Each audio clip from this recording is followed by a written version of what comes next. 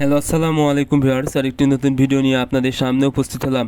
আজকের ভিডিওতে মূলত আমি আলোচনা করব দেশি মুরগি যদি ঝিম মারে থাকে এবং খাবার না খায় তাহলে মুরগিকে সুস্থ করতে কিভাবে ঘরোয়াভাবে চিকিৎসা করবেন, অর্থাৎ ঘরে বসেই ঘরের কিছু জিনিস দিয়ে আপনারা দেশি মুরগিকে কিভাবে সুস্থ করবেন।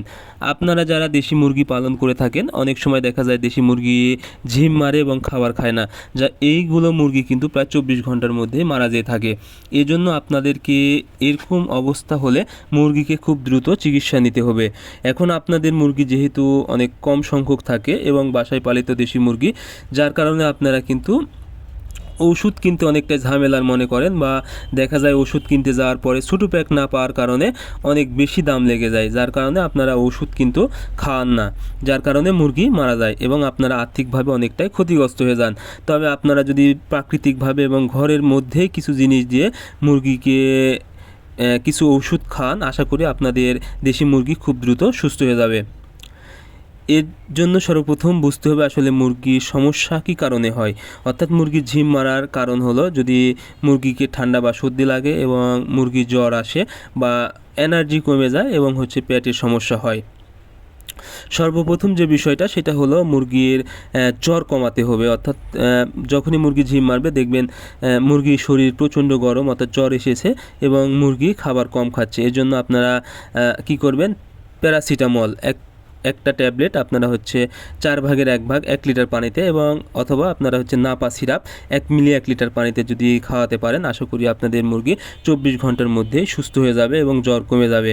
এবং অবশ্যই আপনারা মুরগিকে সুস্থ মুরগি থেকে এই আক্রান্ত মুরগিকে আলাদা করে রাখবেন এবং আলাদাভাবে চিকিৎসা নেবেন। এরপরে মুরগির শরীরে এনার্জি দরকার, অর্থাৎ যেভাবে হোক মুরগির শরীরে এনার্জি আনতে হবে। এর জন্য কি হবে, আপনাদেরকে প্রাকৃতিকভাবে একটা স্যালাইন তৈরি করতে হবে।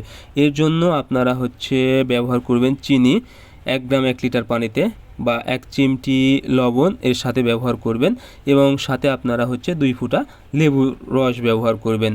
তাহলে কি হবে, একটা প্রাকৃতিক স্যালাইন তৈরি হয়ে যাবে এবং এটি আপনারা যদি মুরগিকে খাওয়াতে পারেন, আশা করি মুরগি পেট ঠান্ডা হয়ে যাবে এবং খুব দ্রুত মুরগির শরীরে এনার্জি চলে আসবে এবং 24 ঘন্টার মধ্যে আশা করি মুরগি সুস্থ হয়ে যাবে এবং খাওয়া শুরু করে দেবে।